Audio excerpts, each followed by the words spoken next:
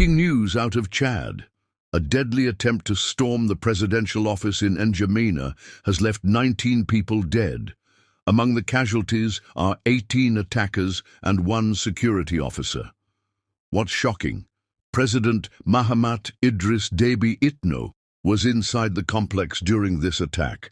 But here's the million-dollar question. Was France behind this failed coup attempt? Is France trying to destabilize Chad? After all, this attack comes just months after Chad ordered French troops to leave its soil. Is this a coincidence or a pattern? Let's uncover the truth. It has emerged that several people have been killed following a foiled coup attempt in Chad. A number of others have been arrested in connection with what the government calls a destabilization plot. Police sources have confirmed. Now, a shootout broke out on the outskirts of the capital N'Djamena on Wednesday when security forces tried to arrest the alleged conspirators. Although no official death toll was immediately available, some police sources spoke of 6 deaths, while others said 8 were killed. France has expressed its concern, calling on the country's government and opposition to engage in calm and constructive dialogue with each other. However, the situation appeared calm in the Chadian capital on Thursday. A policeman was killed, so in reaction to members of this group were killed, and the rest were put under arrest with tangible evidence in their possession. They are all now in the hands of justice. On January 9th, armed fighters launched an audacious assault on Chad's presidential palace. The attackers were met with fierce resistance from security forces, and after a prolonged gun battle, the attempt was thwarted. But why is Chad, a nation already grappling with instability, becoming a hotspot for such dramatic events? To understand this, we need some context. Chad has been a critical ally for Western powers, particularly France, in their fight against extremist groups in Africa, like Boko Haram and Al-Qaeda affiliates. But the relationship between Chad and France has been on shaky ground lately. Here's why. Last year, President Déby made headlines when he ordered the French military to pack up and leave Chad. This was part of a broader wave of anti-French sentiment sweeping across Africa. Countries like Mali, Burkina Faso, and now Chad are rejecting French military presence, accusing Paris of meddling in their internal affairs while failing to bring security. France has been losing its grip on the Sahel region. The French army's withdrawal from Mali and Burkina Faso has already dealt a blow to its influence. Chad's decision to evict France's military base was a major escalation in this trend. And here's where things get murky. History shows us that when governments move to sever ties with powerful nations, strange things tend to happen, like coups, uprisings, and yes, assassination attempts. What happened was an attack by 25 assailants, 24 to be precise, a sort of group of bandits who arrived armed with machetes and knives. They descended violently, stabbing the 4 guards who were present. 1 guard was killed, 2 others were seriously injured, and 1 sustained a lesser injury, though his life is not in danger. After that, they managed to penetrate a short distance inside the presidency, and one of the guards began firing, alerting the other guards stationed nearby. Personally, I don't find it credible that this was a terrorist act, as I was at the scene. However, the public prosecutor will provide clarification on the matter. In reality, they're a group of amateurs. They had no weapons of war. Their attempt was disorganized and completely incomprehensible. Could France, desperate to maintain its influence in the region, have played a role in this attack? It's not an impossible theory. Of course, this is speculation. France has officially denied involvement in such incidents, and there's no direct evidence tying them to this attack, for now. But let's not ignore the timing. Chad's decision to expel the French military base was a bold move, and bold moves often come with consequences. Chad also faces an ongoing threat from Boko Haram, an extremist group that originated in northeastern Nigeria but has since spread its violence across the Lake Chad basin.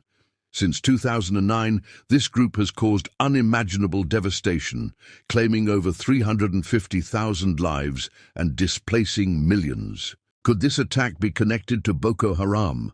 Possibly, but unlikely. The group's operations have typically been centered around terrorizing civilians and military targets in rural areas, not high-profile assaults on presidential offices. So if not Boko Haram, then who? Could it be internal political rivals, angry over President Déby's consolidation of power after his father's death? Could it be external actors like France or mercenary groups with vested interests in destabilizing Chad? The truth remains unclear. What we do know is this: Chad stands at a crossroads. With increasing instability, external pressures, and a history of foreign interference, the stakes couldn't be higher. What happens next will not only determine Chad's future, but could reshape the entire region.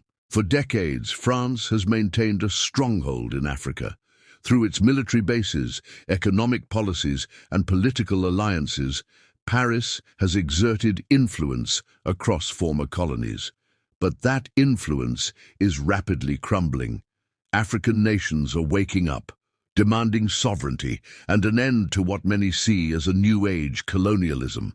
In 2022, Mali told France to leave, accusing them of failing to combat terrorism and instead destabilizing the region. Burkina Faso followed suit. And last year, Chad joined this anti-French wave, ordering the removal of French troops from its territory. This decision marked a turning point. President Déby's decision wasn't just about sovereignty, it was a clear message. Chad was done playing puppet to foreign powers. But here's the catch. When you challenge a major player like France, history shows that repercussions often follow. Let's look at the pattern. Across Africa, countries that have stood up to foreign powers often face instability, sudden coups or assassinations. Just last year, Niger saw a military takeover after expelling France. Could Chad now be facing a similar script? France officially denies involvement in destabilizing actions, but whispers of covert interference have swirled for years. Critics accuse France of funding armed groups or backing internal factions to maintain control in regions that reject its presence. Could the recent attack on Chad's president be part of this playbook? Chad is strategically vital for controlling the Sahel, a region plagued by terrorism but rich in resources. Losing Chad means losing a key foothold in Africa. For France, that's not just a political blow, it's an economic and security disaster. And let's not forget the bigger picture. Chad holds significant oil reserves and other natural resources. Any instability in Chad risks opening doors for new players like China or Russia, further diminishing French influence. The attack on Chad's president has reignited calls across Africa for foreign troops to leave the continent. Many argue that foreign military presences, whether French, American or otherwise, haven't brought peace, but prolonged instability. Is it time for Africa to chart its own course, free of external interference? Here's the truth. For decades, foreign powers have used Africa as a chessboard for their own interests, and the result has been a cycle of poverty, conflict, and dependency. But the tide is turning. From Mali to Burkina Faso to Chad, Africans are demanding sovereignty. And the question is no longer if, but when this foreign grip will be broken. France's role in the attack on Chad's president remains unproven, but the bigger picture is undeniable. Africa is waking up. The days of foreign control are numbered, and the road to true independence begins with unity and self-reliance. What do you think? Is France behind the destabilization in Chad, or is this part of a larger global game? Let us know in the comments. Don't forget to like, share, and subscribe for more in-depth coverage of Africa's journey towards sovereignty. Together, let's amplify the voices calling for change. See you in the next video.